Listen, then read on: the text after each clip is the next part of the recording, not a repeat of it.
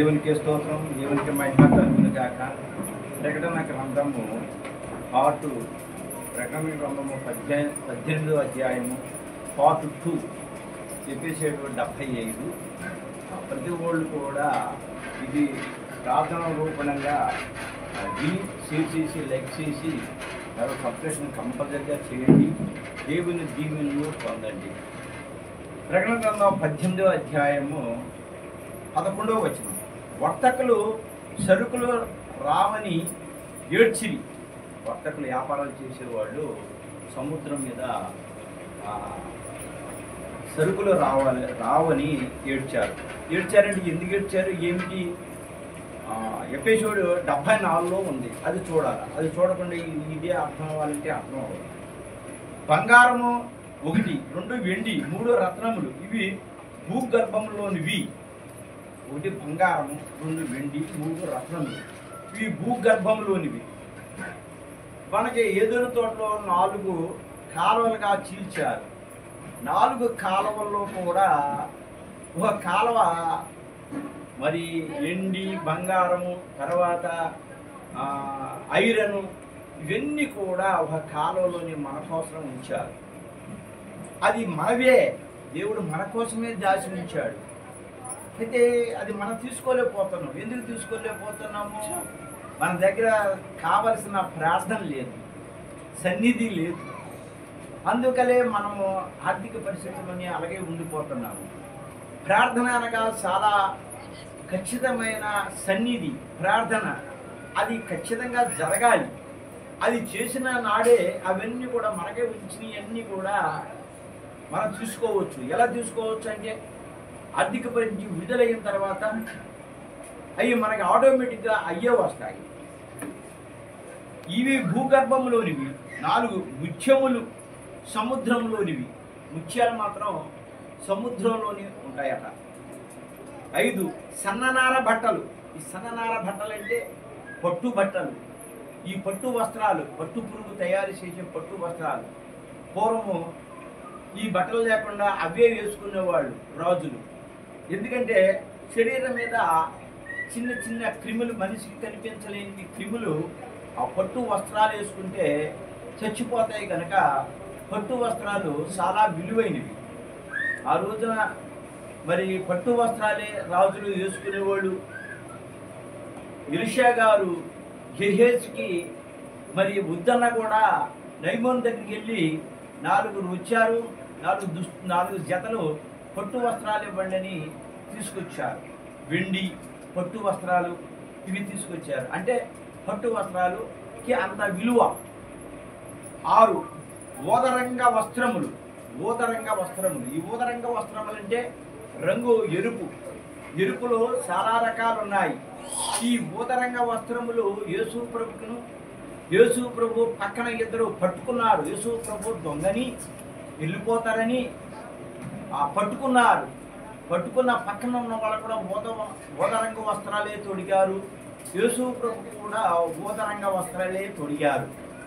తొడిగి పిలాతు జడ్జి అక్కడికి తీర్మానం తీసుకెళ్ళడానికి తీసుకొని వెళ్ళారు. 7 పొట్టు బట్టలు. పొట్టు బట్టలు ఇవి కూడా పొట్టు బట్టలు అంటే అయ్యమ్మ చన్ననార బట్టలు, వాటికి సంబంధించిందే పట్టు బట్టలు. ఈ పట్టు బట్టలు అంటే అంచులకి అక్కడక్కడ వేస్తారు ఈ పట్టు. 8 రక్తవర్ణపు వస్త్రములు. ఇవి రక్తవర్ణపు వస్త్రములు. ఈ రక్తవర్ణపు వస్త్రములు దేవునికి సాదృశ్యమై ఉన్నది. రక్తం కదా, అందుకు సాదృశ్యమై ఉన్నది. ఇది మనిషి చేతి పనులు. ఇవన్నీ కూడా ఇప్పుడు చెప్పినవన్నీ కూడా మనుషులు చేసిన పనులు. మనుషులు తయారు చేయగా ఆ పట్టు పురుగు దారంలాగా ఉండలాగా చుట్టేసిన తర్వాత ఆ పురుగు అయిపోయి మరణిస్తుంది. ఆ సమయం వచ్చే వరకు కూడా అది తయారైనప్పుడు ఆ బుట్ట తీసుకెళ్ళి మిషన్లో వేస్తారు. అప్పుడు ఈ చేతితో తయారు చేసింది మనమందరూ కూడా తయారు చేయడానికి వాటిని ఉపయోగిస్తే తయారైనవి. మరియు లౌకికము రాజ్య భోగమరియు వీరిని అందరూ లౌకికము. ఈ భూలోకం మీద ఉన్న అనుభవించే మంచి లౌకికము, అంతేగాని పరిశుద్ధాత్మకు సంబంధించినవి మాత్రం ఇవేవి కావు. కనుక దేవుడు చేసినది ఇవి మనుషులు చేసినవి అనియు నాశనమగును కనుక దేవుడు చేసినవి మనుషులు చేసినవి అన్నీ నాశనమగును. ఎప్పుడు ఫరో దూత భూమి మీద పాత్ర కుమ్మరించగా ఇవన్నీ కూడా నాశనమవుతాయి. ఎందుకు నాశనమగును? యూదులకు దేవుడు యెరూషలేములో దేవాలయం ఇచ్చాడు. యూదులకి దేవుడు యెరూషలేములో దేవాలయం ఇచ్చాడు. ఆ దేవాలయం ఎలాంటిది? ప్రపంచంలో ఎక్కడ ఎవ్వరూ కట్టలేనిది. అది యెరూషలేము 6 భాగాలు చేస్తే ఒక భాగం మొత్తం కూడా దేవాలయం కట్టారు. అందులో సొలొమోను చాలా సంవత్సరాలు కట్టాడు. తర్వాత మరి ఎక్కడి పెట్టవలసిన దానిమ్మ గుత్తులు, ద్రాక్ష గుత్తులు, టాబ్లిస్ గుత్తులు బంగారంతో చేసి ఆ బలిపీఠం పక్కన దేవుడు ఎక్కడ పెట్టమన్నారో అక్కడ పెట్టిన ఆ మందిరం. దేవుడు స్వయంగా క్రీస్తుగా వచ్చినప్పుడు వారు ఆయనను ఆరాధించలేదు. ఎవరు? యూదులు. అంత పెద్ద మందిరాన్ని ఇచ్చి అంత చక్కగా తీర్చిదిద్ది సొలొమోను జ్ఞాని, అద్భుతమైన జ్ఞాని. అలాంటి మనిషిని దాని ముందు ఎప్పుడూ పుట్టలేదు, ఆ తర్వాత కూడా పుట్టలేదు. అలాంటి జ్ఞాని అయిన సొలొమోను మందిరాన్ని కట్టించితే ఆ మందిరాన్ని దేవుడు క్రీస్తు వచ్చినప్పుడు వారు ఆయనను ఆరాధించలేదు. ఎవరు కూడా మాట్లాడలేదు, ఆరాధించలేదు, దేవుడిని గుర్తించలేదు.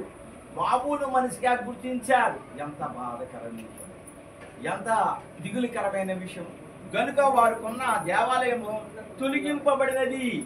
దేవాలయం అక్కడ ఏమైంది? తొలగించబడింది. అప్పుడు ముందే చెప్పాడు. ఏమని చెప్పాడు? ఈ దేవాలయము కట్టిన వ్యక్తి నాలోనే ఉంటే ఈ దేవాలయాన్ని నేను దీవించి ఆశీర్వదిస్తాను, లేకుంటే ఈ దేవాలయము పడగొట్టబడుతుంది. మత్తయి సువార్త 24వ అధ్యాయం 1వ వచనంలో ఏమని చెబుతుంది? అక్కడ శిష్యులు 12 మంది వెళ్ళేటప్పుడు, యేసయ్యా బోధకుడా, ఇదిగో ఈ మందిరం చాలా కట్టడాలు చాలా బాగుంది, సొలొమోను గారు కట్టించారు, రాయి అంటారు, 2 సూతులు అంటే అప్పుడు ప్రభు అన్నారు, ఈ మందిరం మీద రాయి మీద ఒక్క రాయి కూడా ఉండకుండా తొలగించబడుతుంది అని అన్నారు. ఎందుకని? సొలొమోనుకి జ్ఞానాన్నిచ్చి అద్భుతమైన శక్తినిస్తే లాస్ట్లో మరి విగ్రహాలు బలిపీఠం కట్టించడంలోని, ధూపం వేయడంలోని అక్కడ సొలొమోనుకి రివర్స్ జరిగింది. అలాగే పై వస్తువులన్నీ మనిషి వాడుకొని దేవుని స్తుతించుటకు, పైన మనం చెప్పిన బంగారం ఇవన్నీ కూడా మనుషులు వాడుకొని దేవుని స్తుతించాలి. మరి దేవుని స్తుతించకుండా మరి వాడుకొని అది భోగాలకే వాటిని విచ్చలవిడితనానికే చేసుకుంటే ఎంత పొరపాటు, ఎంత బాధకరమైన విషయం. మహిమ పరచుటకు నువ్వు ఆయన ఇచ్చారు కనుక మనిషి అలాగా దేవుని స్తుతించక ఆ వస్తువుల్ని పూజించినందున ఆయన వాటిని నాశనము చేశారు. ఇందాక మరి వచ్చిన వాక్యంలోని మరి ఎన్ని వివరాలు చెప్పకూడదనుకో. సరే, వాక్యం వచ్చినప్పుడు ఏమన్నారు? ఇప్పుడు మనిషిని ప్రేమిస్తే ఆ ప్రేమ మనకి దూరం అయిపోతుంది. భార్య అయినా, తర్వాత ఇంట్లో తల్లి అయినా, తండ్రి అయినా, పిల్లలైనా ఎక్కువ ప్రేమిస్తే వాళ్ళు దూరం అవుతారు. వాళ్ళ మీద ప్రేమ ఉండొచ్చు, కానీ ఫస్ట్ ప్రేమ దేవునికి చెప్పాలి. మన గృహంలోని దేవునికి ఎప్పుడైతే మంచి ఫస్ట్ ప్రేమ దేవునికి చెప్పామో, ఈ లోకంలో ఉన్న మనుషుల మీద ఉన్న ప్రేమ, ఎవరి మీద ఎక్కువ ప్రేమ అన్నది దేవునికి తెలుసు కనుక ఆ ప్రేమని శాశ్వతంగా మనకి ఉంచుతారు. అందుకని దేవుణ్ణి మరిచిపోయి ఈ లోకంలో ఉన్న వాళ్ళని, ఈ లోకంలో ఉన్న బంగారము, ధనము, వజ్రవైఢూర్యాలని మనం ప్రేమిస్తే అవి మనకు ఉండవు. ఆయన నాశనం చేసి ప్రకటన 18వ అధ్యాయం 18వ వచనంలో మనిషికి ఏవి అత్యవసరమో, మనిషికి ఏవి అత్యవసరమో, ఏవి లేకపోతే మనిషి జీవించలేడో దేవునికి తీసివేయను. మనిషికి ఏవి అత్యవసరములో, తర్వాత ఏవి లేకపోతే మనిషి జీవించలేడో దేవుడు అతన్ని ఏం చేస్తాడంటే తీసివేస్తాడు. దేవుని మాట వినకపోతే మనకు అవసరాలన్నీ కూడా తప్పిస్తాడు. లోకమునైనను, లోకములో ఉన్న వాటినైనా ప్రేమించకుడి. లోకములో ఉండి చూడండి, వజ్రాలన్నిటికంటే విలువైనది, ఆ తర్వాత బంగారం విలువైనది, వాటినే ప్రేమించొద్దు అన్నాడు. ఆ తర్వాత మనుషులను కూడా ప్రేమించొద్దు అన్నాడు. వీటన్నిటి కూడా వ్యర్థము అన్నాడు. ఇవి కాకుండా ప్రేమించేదే ముందు దేవుణ్ణి ప్రేమించు. నీకు ఏమి కావాలో నీ మనసులో ఏది ఉందో అది దేవుడు ఏర్పాటు చేస్తాడు. ఈ వాక్యము పై పాఠమునకు సరిపోయాను. ఇప్పుడు దాకా మనం చెప్పుకున్న అన్నిటి కూడా ఈ పాఠం సరిపోడా వాక్యం. క్షయమైన ఆహారము కొరకు కష్టపడక అక్షయమైన ఆహారము కొరకు కష్టపడడని ప్రభు చెప్పాను. క్షయమైనదంటే క్షీణించే శరీరము. ఈ శరీరము క్షీణించిపోతుంది. మనిషి ప్రాణంగా ఆత్మ బయటికి వెళ్ళిపోయినప్పుడు ఈ శరీరం అవుతుందంటే క్షీణించిపోతుంది. క్షీణించిపోవడం అంటే వాసన కొట్టుతుంది దరిద్రంగా. అయితే యేసు ప్రభు మాత్రం శవం క్షీణించలేదు. ఎందుకంటే అతను దేవుని కుమారుడే కనుక అర్హత అక్కడి నుంచి దేవుని దగ్గర నుంచి తెచ్చుకున్నాడు కనుక, మరణించడానికనో బ్రతకడానికి ఆర్డర్ తెచ్చుకున్నాడు కనుక అతని శరీరము కుళ్ళలేదు. ప్రతి ఓడు శరీరము కుళ్ళుతుంది. కుళ్ళిన శరీరమే క్షయితమైన శరీరం. ఈ క్షయితమైన శరీరానికి మనం ఎంత కష్టపడతామో, ఎన్ని బాధలు పడతామో, దీనికే మన జీవితం మొత్తం అంకితం చేశారు. కోట్లు సంపాదిస్తాము, లక్షలు సంపాదిస్తాము. లేని వాడు కూలికి వెళ్ళిపోతే తినక అది కూడా క్షయిత శరీరమే. అయితే దేవుడు ఏమంటున్నాడంటే ఈ శక్తి శరీర ఆహారం కొరకు కష్టపడక, దానికోసం కష్టపడకండి. మరి కష్టపడబోతే ఎలాగొస్తుంది? నువ్వు అక్షతాహారం కోసం నువ్వు ఆలోచించి, పరలోక రాజ్యాన్ని కోసం ఆలోచించి నువ్వు దేవుని మీద నీ భారం వేస్తే అతను ఆల్రెడీ చిలువు మీద మోసేసాడు. అతని రక్తాన్ని చిందించినప్పుడే మన భారం అంతా అతని మీద ఉంది. మరి ఇంకేం కావాలి? ప్రార్థన కావాలి. ఎడతేకుండా ప్రార్థన జీవితం కావాలి. అలా జీవితం అయిన తర్వాత మన ప్రార్థన ఉంటే అతని భారం అతను మోస్తూ ఉన్నాడు కాబట్టి మళ్ళా మన భారం పోయక్కర్లేదు. కాకులకి అడవిలో ఉన్నాయి, చెట్ల మీద ఉన్నాయి, గాలి తుఫాను వస్తున్నాయి, పక్షులు, అడవి జంతువులు ఇవన్నీ బ్రతకడం లేదా? ఎప్పుడైనా కిందకి రాలిపోయినాయా? మనిషే రాలిపోయి మరణిస్తున్నాడు ఎక్కువగా. పక్షులైతే అలా రాలిపోతున్నాయా? పక్షుల్ని పంచే దేవుడు మనిషి చాలా శ్రేష్టమైన వాడు.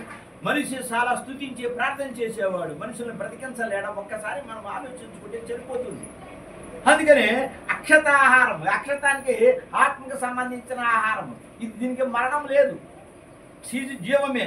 ఆహారం కొరకు కష్టపడండి ప్రభు చెప్పాను. ఈ అక్షత ఆహారం కోసం కష్టపడాలా, ప్రార్థించాలా. ప్రకటన గ్రంథం 18వ అధ్యాయంలో 15వ వచనంలో రక్తవర్ణ వస్త్రములు,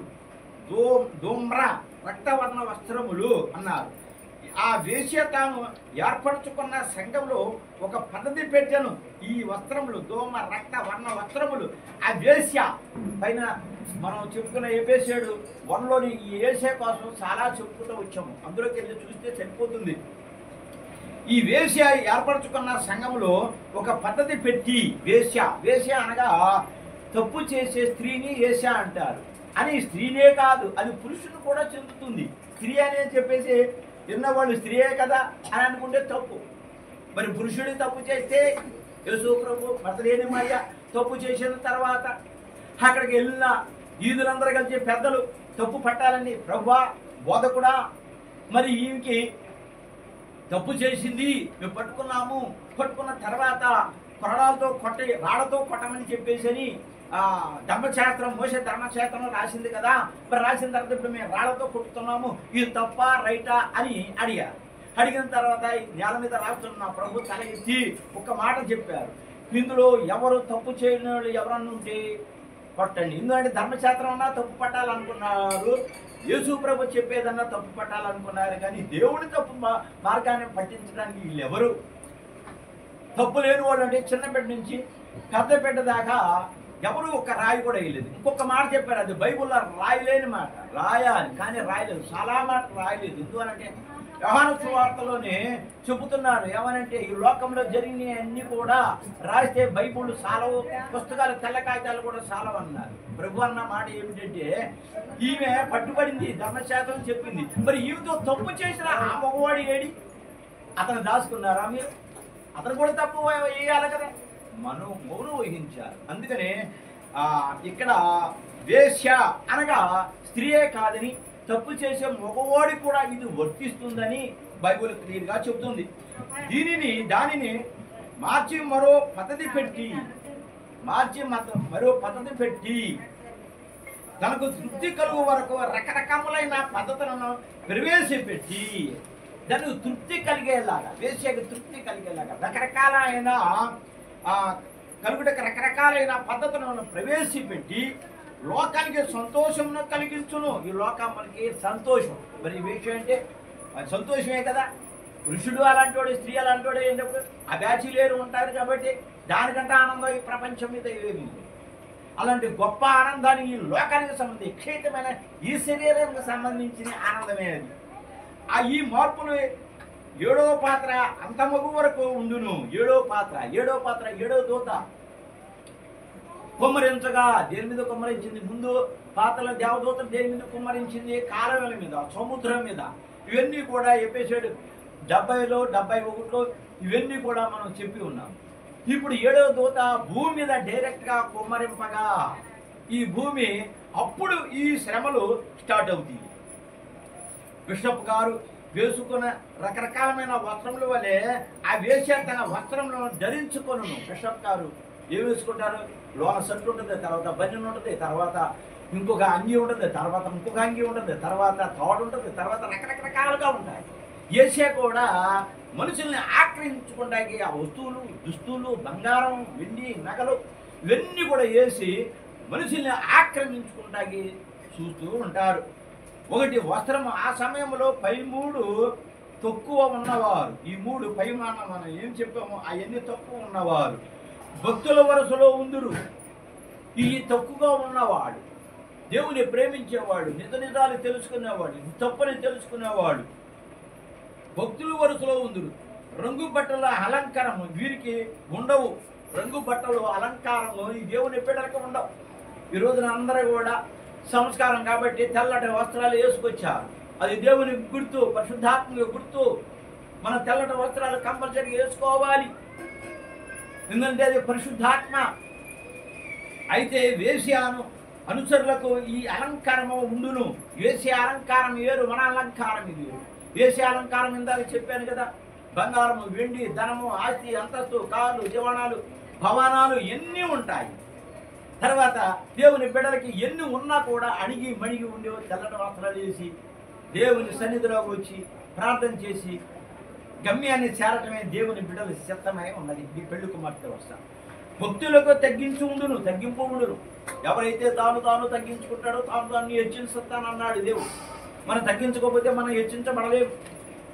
ఎంత సంపాదించినా, ఎంత ఆశించినా మనం తగ్గించుకోవాలి. రక్షణ వరకు వధువు ఆరోహణమై ఎత్తబడును, వేశ్య ఆరోహణముకు దిగిపోవును. రక్షణ అనగా కాలం కంప్లీట్ క్లోజ్ అయిపోయేంత వరకు. ఆదాము కాలం నుంచి రక్షణ కాలం అనగా ఈ కాలము క్లోజ్ అయిపోయే టయానికి ఆరోహణము, వధువు ఆరోహణమై ఎప్పుడైతే ఈ రక్షణ కాల క్లాష్ అయిపోయిందో పూర్వం మోగగానే ఈ వధువు సంఘము కొత్తగా యెరూషలేముకి ఎత్తబడుతుంది. ఎత్తబడిన వేసే అవసరమైన దిగిపోరు. వేసే ఏం చేస్తారంటే పాతాళానికి, అగ్ని గుడ్డానికి దిగిపోతారు. ప్రకటన గ్రంథం 18వ అధ్యాయం 17వ వచనంలో కబురు అనగా సముద్రపు ప్రయాణమునకున్న పేరు.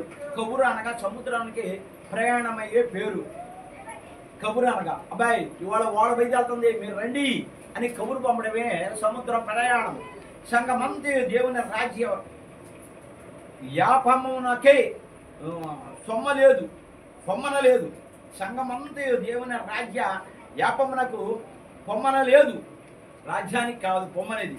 లోకరాజ్య యాపమునకు డబ్బు ఓడలు ఎన్నో ఉన్నాయి. ఈ లోక రాజ్యానికి మనం నాట్యం చేయడానికి డబ్బు ఎంతో విలువైనది.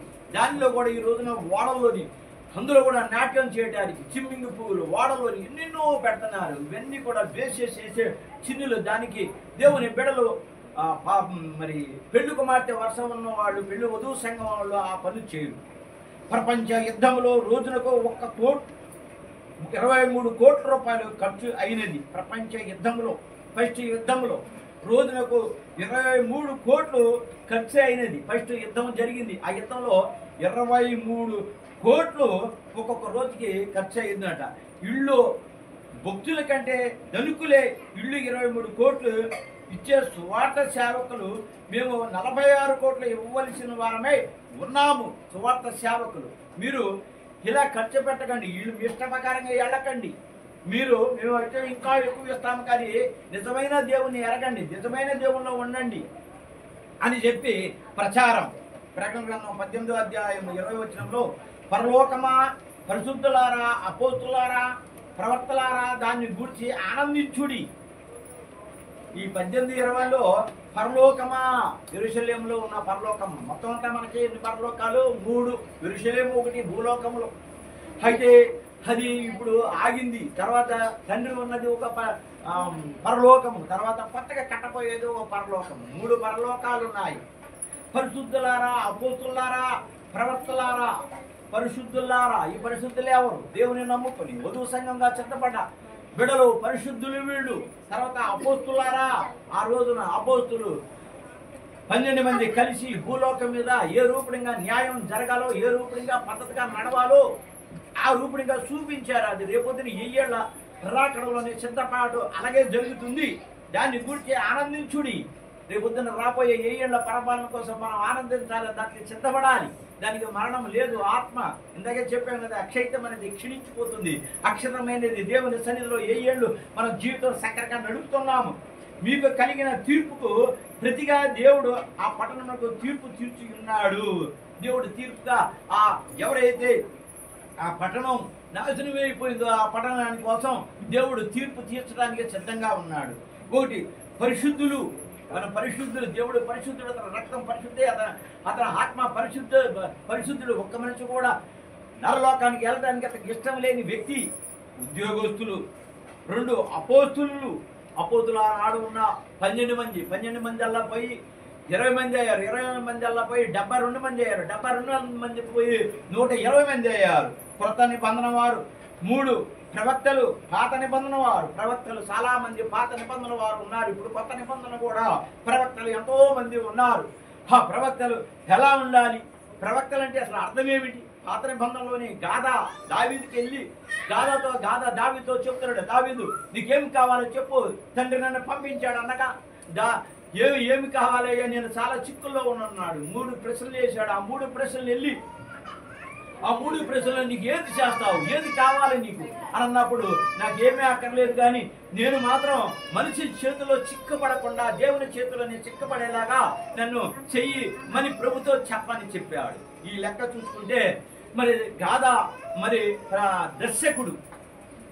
ప్రవక్తల వరాలు దర్శకుడు.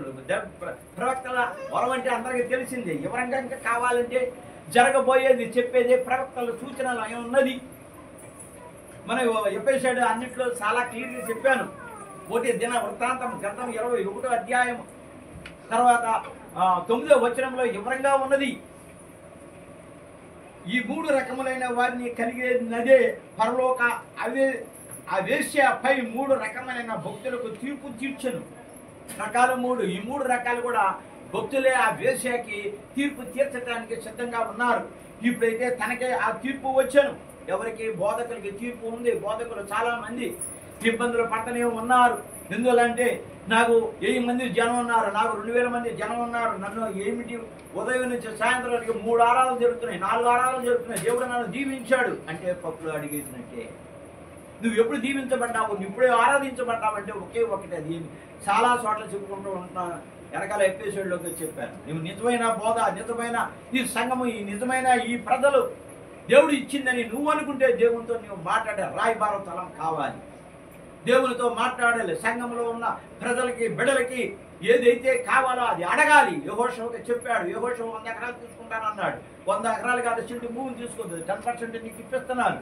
అయితే ప్రజలకి బాధ వచ్చిన తర్వాత అది నా దగ్గరకు వచ్చి విచారణ చేయి, ప్రవక్తగా ఉండు, తర్వాత రాయబారం తనగా ఉన్నావు ఉండు అని అన్నాడు. మీరు ఈ రోజుల్లో సంఘాన్ని చూసి ఆనందించుకున్నారా? 10 మంది ఉన్నారని ఏమీ లేదని అనుకుంటున్నారా? 10 మంది దగ్గర ఉన్నాడు దేవుడు, 100 మంది దగ్గర ఉన్నాడు దేవుడు. ఈ 10 మంది దగ్గరే ఖచ్చితంగా ఉన్నాడని నేను చెప్పలేను. 100 మంది దగ్గర ఉన్నాడని బైబిల్లో కూడా చెప్పడం లేదు. ఎక్కడ ఉన్నాడు? దేవుణ్ణి అడగాలి. నువ్వు ఆ రాయబారం ధనం లేకపోతే నీవు ఎంత సంపాదించినా, ఎన్ని సంఘాలు సంపాదించినా, ఎన్ని అపార్ట్మెంట్లు కట్టినా, అన్ని సంఘాలు సంపాదించినా, ఎన్ని ఆరాధనలు పెట్టినా జీరో. దేవుని బిడ్డలారా తెలుసుకోండి. నేను చెప్తున్నాను, వాక్యాన్ని వినండి. నేను చెప్పే మాట కాదు, దేవుడు చెప్పిన మాట. ప్రకటన గ్రంథం ఎవరైనా దేవుడే చెప్పాడు. బలిష్ఠుడైన దూత తిరగటి రాయి ఎత్తి సముద్రంలో పడవేశాను. బలిష్ఠుడైన దూత తిరుగటి రాయి ఎత్తి సముద్రంలో పడవేశాను. పనికి రాని వాడిని తీసుకెళ్లి సముద్రంలోనే పడివేస్తారు. ఆ రాయిని ఎత్తుటకు అతడు చాలా బలము కలిగి ఉన్నవాడు. ఇతరులకు ఆటంకంగా ఉండే మెడకు తిరుగటి రాయి కట్టి సముద్రంలో పడవేయవలేదు. ఆటంకము దేనికి ఆటంకము? భార్య ప్రార్థనకి వెళ్దాం, ఆదివారం రమ్మంటే వెళ్దాం వద్దులే, ఏమవుతుంది ఆ భాషగా వచ్చేటప్పుడు చాలా లేట్ అయిపోతుంది అని అంటే అది తిరుగుట రాయి లాంటిదే. ఇలాంటి భార్య భర్తనే తొందరగా రా అంటే వెళ్దాము, ఏంటి కంగారు, ఎప్పుడు రావాలి ప్రార్థనకి, ఆరాధనకి రావాలి. ఆరాధన వచ్చిన రోజు నేను వచ్చినట్టు లెక్క. ఆరాధన అంతా అయిపోయిన తర్వాత వాక్యం వింటానికి వస్తే నేను వెళ్ళిపోయానని, ఓ రోజు అయిపోయిందని ఆనందిస్తే అది ఆనందం కాదని బైబిల్ స్పష్టంగా ఇక్కడ చెప్తుంది. నువ్వు ఆరాధన టైం ప్రకారంగా రావాలి. అది కూడా దేవుడు ఇక్కడ ఉన్నాడని చెప్పేసి ఎవరన్నా మీ ఇష్ట ప్రకారంగా మాట్లాడటం, మీ ఇష్ట ప్రకారంగా గుసగుసలాడితే అవన్నీ కూడా దేవుని రికార్డ్ అయిపోతుంది.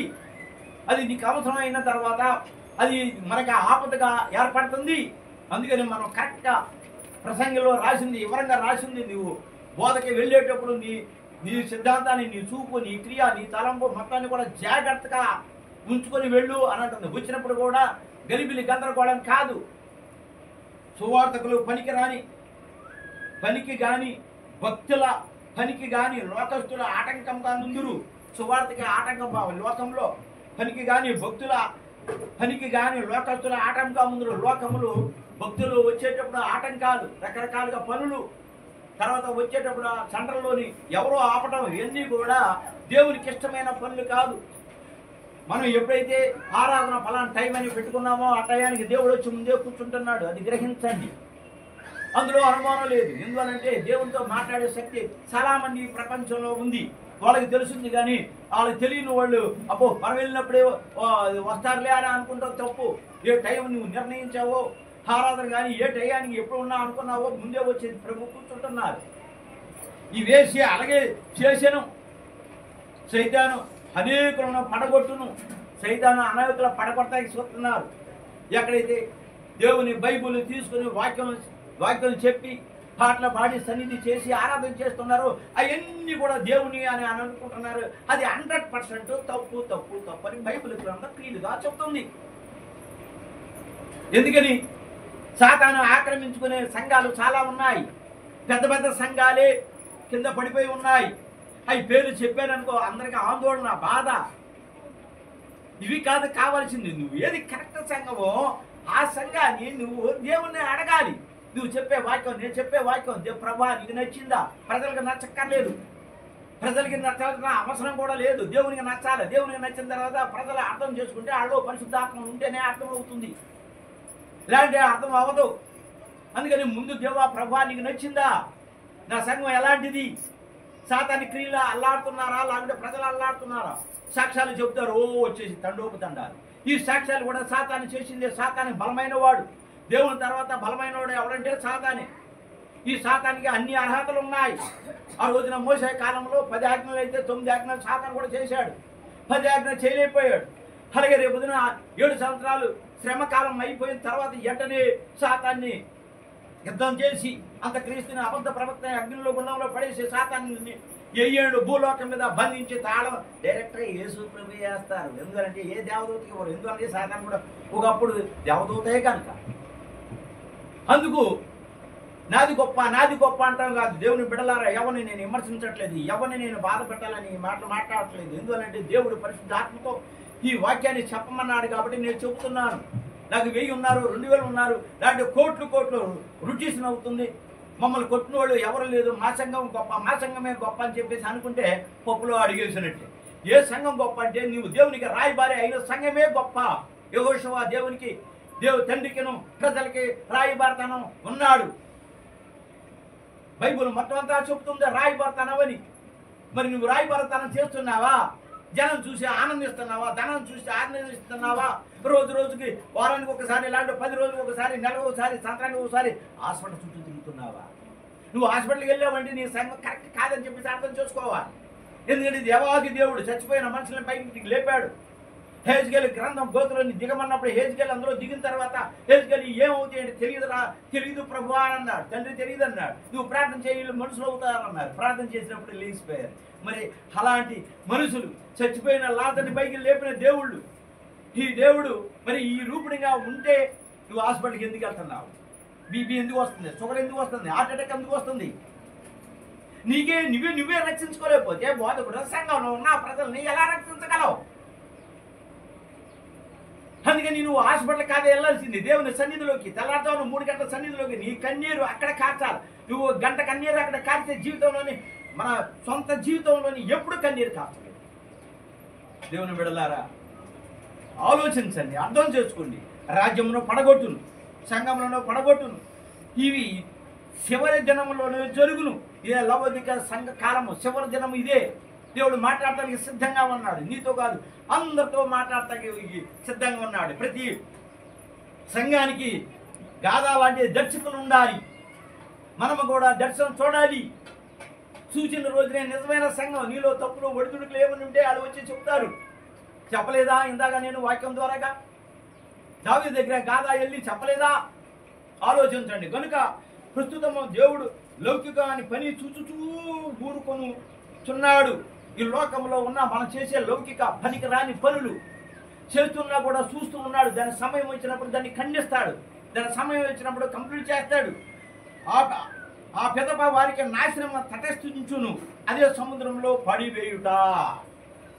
సముద్రంలో ఇందాక పడవేయుట అన్నప్పుడు ఇప్పుడు చెప్పిన ఇవన్నీ కూడా సముద్రంలో పడవేయుట. ఈ సిద్ధాంతాలుగా నువ్వు లేకపోతే ప్రకటన గ్రంథం 18 అధ్యాయం 22వ వచనంలో 23 దాకా 1 సంగీత మగును, 2 గాయకులు అనగా పాటలు పాడేవారు ఆగిపోదురు. పాటలు పాడేవాడు. ఈ పుస్తకాలు ఈ పాటలు మనకు అందం. గాయకులు చక్కగా పాఠానికి ప్రాణం పోసేవాడు. వాక్యానికి ప్రాణం పోయాలి. 3 మాయమంత్రములు ఆగిపోతాయి. ఈ 7వ ముద్ర ఎప్పుడైతే కుమ్మరింపబడుతుందో, 7 ఏళ్ళ శ్రమకాలం అయిపోతుందో అప్పుడు ఈ మాయమంత్రాలు ఇంకెవరో చేయలేరు. మోషే చేసింది 9 చేశారు. 10వ చేయలేకపోయారు మాయమంత్రగాళ్ళు. ఇక మాయమంత్రాలకు ఛాన్స్ లేదు. 4 వర్తకులు మాయమంత్రాలు అనగా పాలలో నీరు కలిపిన అమ్ముట. ఇవన్నీ ఆగిపోవును. మాయమంత్రాలు ఉదాహరణ ఇచ్చారు అంతే. పాలలో నీళ్లు కలిపి అమ్మటం ఇవన్నీ మాయ. ఈ మాయ కూడా చేయడానికి ఎవరిగా అర్హత లేదు. మొత్తం అంతా నాశనం. శిల్పాలు ఆగిపోవును. అన్ని రకాల శిల్పాలు రేపు పొద్దున 7 ఏళ్ళ శ్రమకాలంలో ముందుగున 7 ఏళ్ళ శ్రమకాలంలో కూడా ఎక్కడ రాయి పెట్టారో బొట్టు పెట్టారో ఆ రాయితో రాయి మాట్లాడి నీకు ఏది కావాలంటే అది ఏర్పాటు చేసేస్తారు. ఈ నమ్మకండి.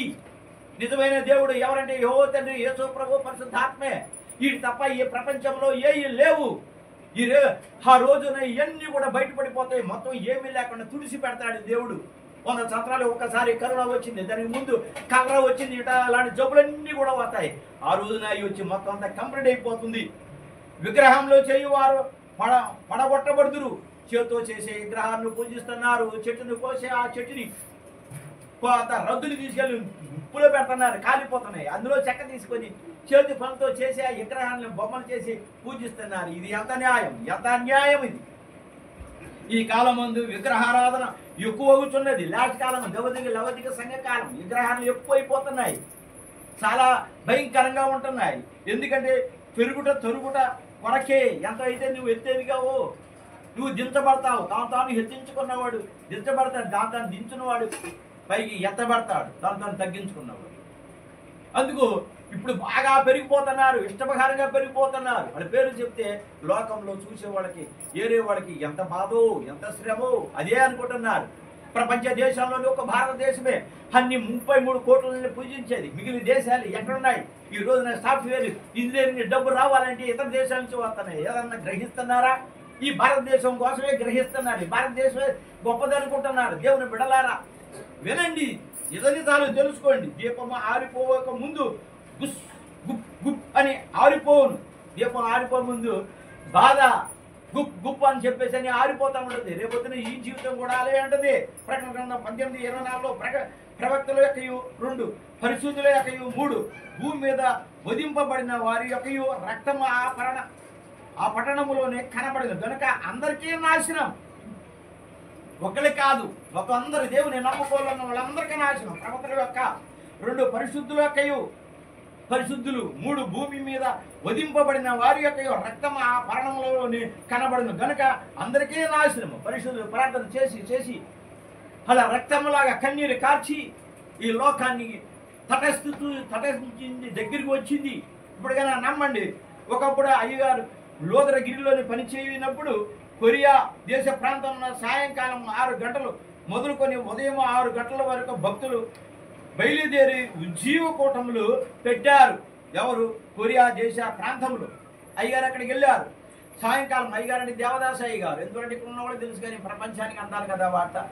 బైబుల్ మిషన్ స్థాపించిన దేవదాస అయ్యగారు సాయంకాలం 6 గంటలు మొదలుకొని సాయంత్రం 6 గంటలు మొదలుకొని ఈ వాక్యం ఆయనకి అట్లానమ్మ గారికి దేవుడు అందించింది.